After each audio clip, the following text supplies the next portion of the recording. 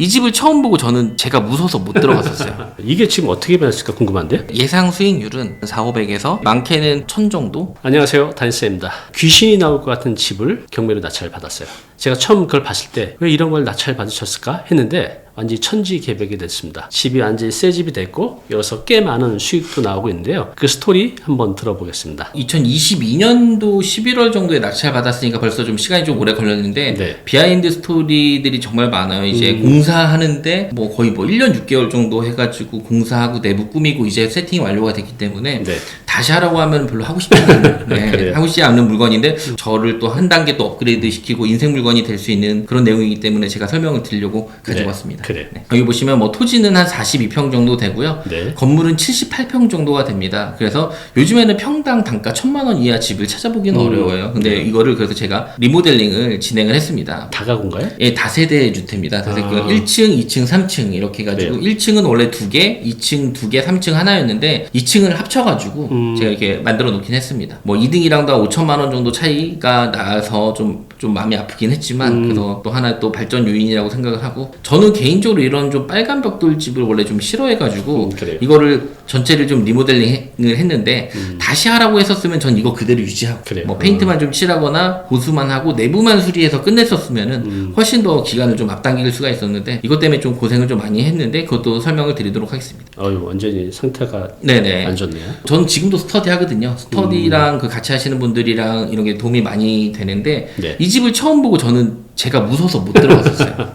네. 그래서 이거 사진도 저는 그 무서워서 못 들어가고 네. 저랑 같이 스터디 하셨던 그 분들이 들어가서 찍으신 거예요? 네, 그분들은 재밌으니까 이거 너무 좋다 하면서 막 찍었는데 전 무서워서 들어가지 못했습니다. 네, 그래서 이런 사진들이 남게 되었죠. 그렇군요. 이게 지금 어떻게 변했을까 궁금한데? 네, 그래서 이거는 뭐 곰팡이도 다 제거하고 철거하고 그 다음에 중간 과정이 있었는데요. 거의 귀국 산장의 느낌의 공포였죠. 그래서 3층은 그나마 좀 깔끔하긴 했었는데요. 1층과 2층을 좀 철거를 했고요. 네. 이런 식으로. 네. 철거되니까 좀 곰팡이나 이런 부분들이 많이 좀 없어졌고요. 철거하고 여기는 옥상 사진이고요. 낙찰받은 사례 내용 남아있고 네 그리고 여기 조명 달고 그 다음에 깔끔하게 뭐 바닥도 좀 정리할 거 정리하고 보일러도 달고 하수 배수 뭐 이런 것들도 다 정리했습니다. 화장실 올수리 다 했고요. 샤시도 전체 다 바꿨고요. 네. 이게 중간 사진 여기도 빨간 벽돌을 없애가지고 이렇게 좀 깔끔하게 만들어놨습니다. 이 느낌의 이 색깔이나 이런 거는 저희 집 리모델링 했었을 때 그 사진이랑 그 느낌 비슷하게 좀 만들어 놓은 거고요. 이게 중간 과정이에요. 조명, 예, 여기까지 중간 과정이고 3층은 방 3개 화장실 하나 네. 이런 식으로 2층은 방 4개 화장실 2개 중간에 이걸 터서 좀 넓게 만들어 놨고요. 1층은 이렇게 101호, 102호 이런 식으로 나눠놨습니다. 그 다음에 최근에 이게 마무리가 된 건 이렇게 바닥까지 깔끔하게 좀 정리를 해놓은 거예요. 네. 그래서 탁자 뭐 감성 있게 네. 그리고 침대 뭐 매트리스 좀 감성 있게 만들어놨어요. 네. 여기도 침대 각 방마다 전체가 12개 정도 방에 11개군요. 11개 방에 에어컨을 다 설치했고요. 네. 침대도 다 넣고 뭐 화장실 네, 꾸미는 거는 깔끔하고 좀 예쁘게 좀 꾸며놨습니다. 여기는 이제 1층에서 제가 그 꾸며놨었던 건데 그 오른쪽에 보면은 방이 있습니다. 1층에 네. 방이 있고 침대가 있고 에어컨이 있습니다. 이제 단기 임대나 에어비앤비를 돌리기 위해서 네네. 안에 이런 옵션들을 다 마련해 네, 놓은 거예요? 풀옵션으로 전체적으로 해놓고 뭐 월세로 줄 수도 있고요. 그러게요. 예, 단기 임대로 할 수도 있고 그 다음에 뭐 쉐어하우스나 에어비앤비 다 가능한 그런 구조입니다. 이렇게 보니까 아까 그 기곡 상장 같던 게 완전 진짜 탈바꿈했네요. 귀국산장이었을 때는 무서워서 못 들어가는 곳인데 이제는 뭐 편하게 들어갈 수 있는 그런 곳이죠. 네. 예쁘네요. 예, 화장실도 이 집 모양이 저희 집 느낌 비슷하게 인테리어를 그렇게 좀 세팅을 해놔가지고 네. 내가 좀 살고 싶어하는 그런 느낌으로 한번 만들어봤습니다. 여기는 어디죠? 네, 여기도 1층에 102호 정도 되는 곳입니다. 1층이 2세대인데 그 중에 나머지 1세대고요. 여기에 뭐 그 가스 나올 수 있는 불 나올 수 있는 것도 있고 컵이랑 뭐 식기 그 다음에 기본적인 거 다 되어 있습니다.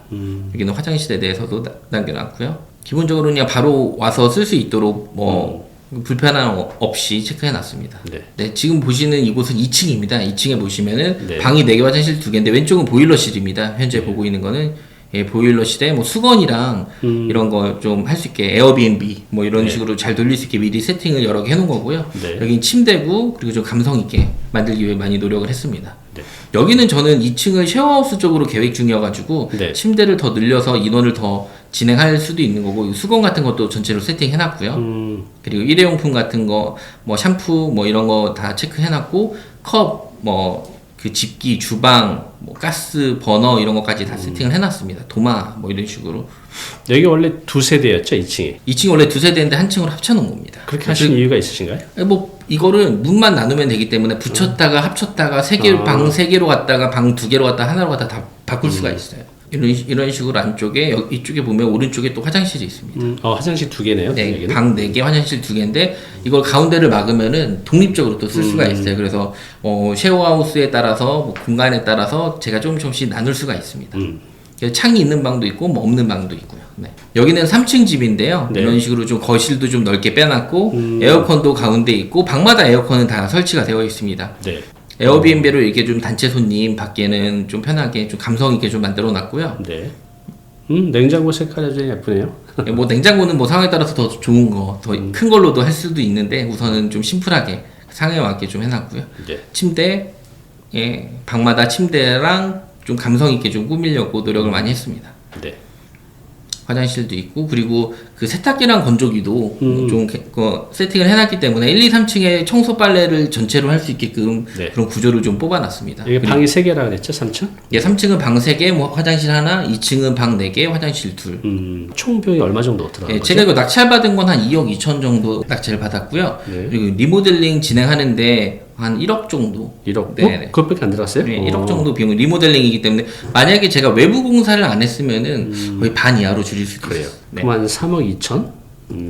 정도 들어간 거네요. 네. 예, 그리고 여기 뭐 꾸미는데 뭐 비용도 뭐 일부 소요가 됐는데 이제 예상 수익률은 뭐 1층, 2층, 3층인데 제 생각에는 2층은 뭐 쉐어하우스로 돌리고 네. 그리고 1층이랑 3층은 뭐 단기 임대랑 뭐 에어비앤비 이렇게 돌렸었을 때 보수적으로 봤었을 때는 한 달에 뭐 한 4,500에서 4,500 정도. 예, 많게는 뭐 한 1,000 정도? 한 900에서 1,000 이렇게. 왜냐면 뭐 에어비앤비든 3,3렌트도 좀 잘 차고 쉐어하우스까지 좀 잘 됐을 경우에는 많이도 수익이 가능하고 완전 보수적으로 봤었을 때는 그래도 한 4,500 이상은 나오지 않나 그렇게 보고 있고 이렇게 또 꾸며놓으니까 매매 쪽으로 연락도 오고 뭐 에어비앤비 전문으로 하시는 분이 자기 뭐 통임대 이런 것들도 연락이 좀 오고 있긴 합니다. 그래요. 우리가 도심에서 3억 정도 들고 있으면 뭐 수익률 4% 바라보면 오피스텔 상가? 월 100이잖아요. 3억 있으면 월 100 정도의 기대 수익률을 할 수 있는데 지금 4,500이면 꽤 괜찮네요. 그죠? 네네. 네. 그럼 대표님이 이것을 운영하면서 또 상황에 따라서 매각도 진행하실 건가요? 일단은 뭐 현금 흐름이 좀 잘 나오는 날짜로 만들어 놨기 때문에 네. 뭐 이걸로 계속 뭐 운영할 수도 있고 아니면 뭐 이 부분을 뭐 임대로 줄 수도 있고 네. 아니면 뭐 매도할 수도 있고 그는 뭐 모든 방향성을 열어놓고 있습니다. 네. 정말 기곡선장 같은 집을 이렇게 완전히 변신시켰었는데 대표님의 총평